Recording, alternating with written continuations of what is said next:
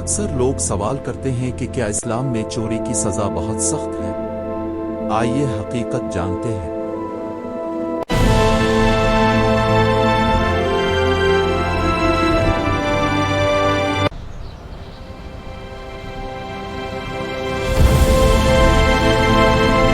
اسلام ایک ایسا دین ہے جو معاشرے میں امن، انصاف اور امانت کی حفاظت کرتا ہے۔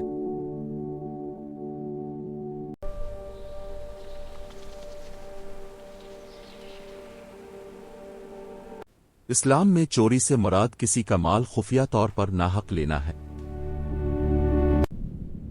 I can't believe this. This changes everything.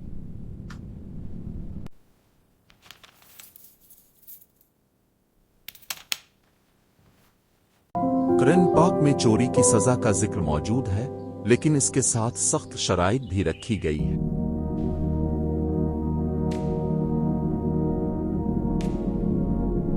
اسلام میں سزا فوراً نہیں دی جاتی، بلکہ سخت شرائط پوری ہونا ضروری ہے، جیسا کہ مال محفوظ جگہ سے لیا گیا ہو، مال کی مخصوص مقدار ہو، مجبوری یا بھوک نہ ہو، مکمل ثبوت موجود ہوں۔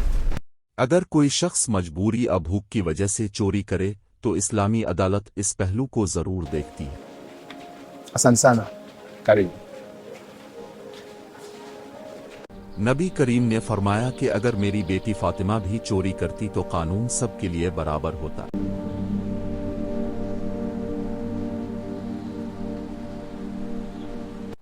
The words of the wise guide us. I hear and obey, then rise and walk the path. اگر مجبوری، بھوک کا ظلم ثابت ہو جائے تو سزا معاف بھی ہو سکتی ہے۔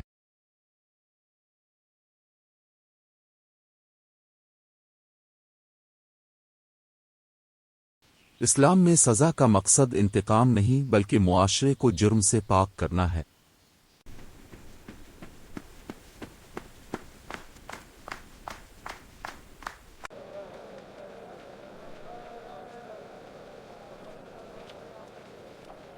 اسلام ہمیں انصاف کے ساتھ رحم کا درس دیتا ہے۔